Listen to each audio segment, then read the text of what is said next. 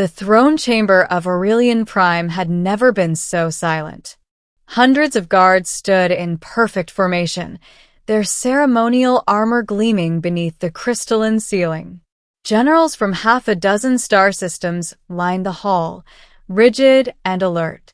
At the far end, seated upon a living throne of bioluminescent stone, was Queen Salith of the Aurelian Concord, one of the most powerful rulers in the known galaxy. At the center of it all stood a child, small, delicate, and glowing faintly with soft golden patterns across their skin.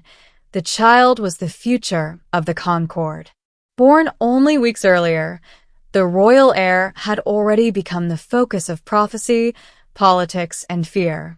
According to ancient Aurelian belief, the child would one day decide the fate of their people, not by decree, but by choice. And now that choice was being tested.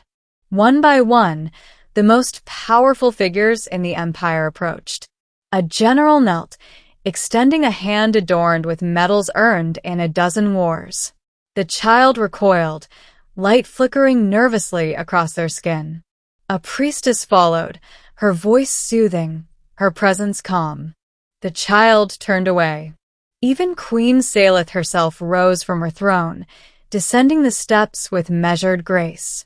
She knelt before her own offspring, arms open, her expression unguarded. The child looked at her and began to cry. Murmurs rippled through the chamber. Anxiety tightened every face. At the far edge of the hall, almost forgotten among the pageantry, stood a single human. Elias Carter, Earth Coalition liaison, former field medic, and the least important person in the room. He wasn't supposed to be here. He had been assigned to observe, not participate. Humans were still considered outsiders, useful allies, but culturally incompatible. Elias shifted uncomfortably, wishing he could disappear. Then the impossible happened. The child's glowing eyes locked onto him, and the crying stopped. Middle. At first, no one noticed. The guards were focused on the queen, the generals on the implications of the child's distress. Only when the chamber fell into an unnatural quiet did heads begin to turn. The child had stepped away from the queen. Tiny feet carried them forward, past armored legs, past banners and weapons, straight toward the human. Gasps echoed.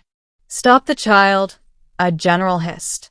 "No," the queen said softly, raising a hand. Elias froze as the child reached him. Your Majesty," he stammered, unsure where to look, heart hammering. The child reached up. Instinct overrode protocol.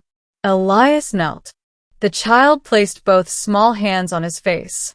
A pulse of light rippled outward, soft, warm, and calm. The child laughed. The throne room erupted into chaos.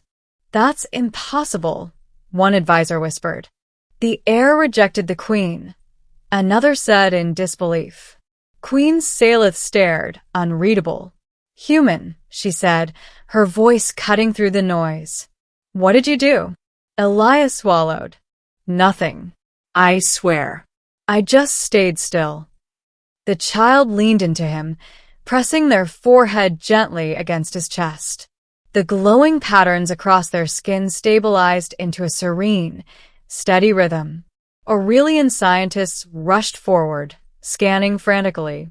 "The child's neural field is harmonized," one said. "Stress indicators are 0. "How?" demanded a general. The scientist hesitated.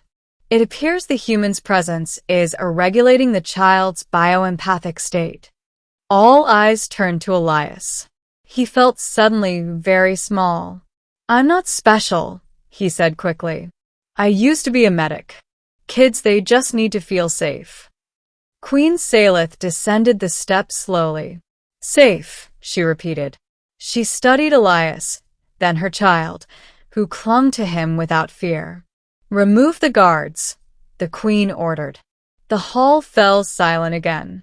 "You trusted none of us," she said softly to the child. "Yet you trust him."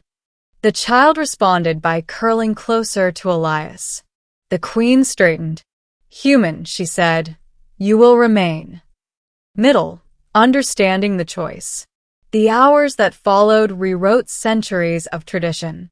Elias was escorted, gently, into a private chamber with a child, under constant observation. Every reaction was recorded, every heartbeat analyzed. The results were undeniable. The child's emotional and cognitive development stabilized only in Elias's presence. When he left, stress returned. When he came back, calm followed. Why? Queen Salith asked during a closed council session. The chamber was smaller now. No guards. No spectacle. Your people evolved around hierarchy, Elias said carefully. Authority. Expectation. Even love carries weight. And humans, the queen asked. We're messy, he admitted. Our children aren't born into roles. They're just children. We don't expect them to be anything yet. The queen was silent. The child doesn't see ranks or crowns, Elias continued. They see intention. You all want something from them, even if it's love. And you, she asked. I don't want anything, he said.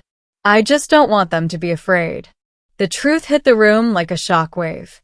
Aurelian culture revered destiny so deeply that even their infants carried the burden of expectation. Humans didn't. To a human, a child was simply a child. The prophecy never said the child would choose power. The queen said slowly, only truth. Her gaze hardened, not at Elias, but at her council. You have mistaken authority for trust. That night, the queen made an unprecedented decree.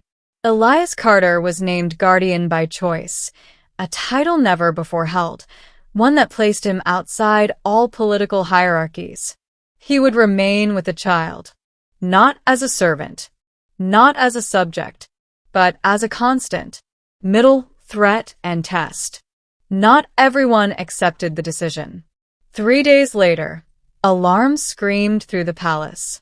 A faction of generals, those who believed the prophecy was being corrupted, attempted to remove the child by force. They claimed humanity's influence was dangerous, unpredictable. Elias was with the child when the doors sealed. He heard boots pounding outside, weapons charging. The child sensed the fear immediately, their glow flickering wildly. Hey, Elias whispered, scooping them up. It's okay. I've got you. Energy blasts shook the chamber. Elias had no weapon. He didn't need one. He held the child tightly, humming softly, an old human lullaby his mother used to sing. The child mirrored the sound, resonance, syncing perfectly. The chamber doors burst open. Guards froze. The child's glow expanded, filling the room with radiant light. Overwhelming, calming, absolute. Every hostile impulse evaporated. Weapons clattered to the floor. The generals collapsed, overwhelmed not by force, but by peace. Queen Salith arrived moments later, eyes wide. The bond, she whispered. It has awakened. The prophecy had never been about rule. It had been about balance. And humanity, chaotic, emotional humanity, was the missing piece. Ending. Years passed. The galaxy changed. Where once the Aurelian Concord ruled through rigid hierarchy, it now governed through understanding. Other species followed.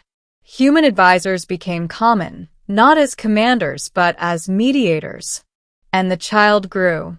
Not into a tyrant, not into a symbol, but into a leader who listened,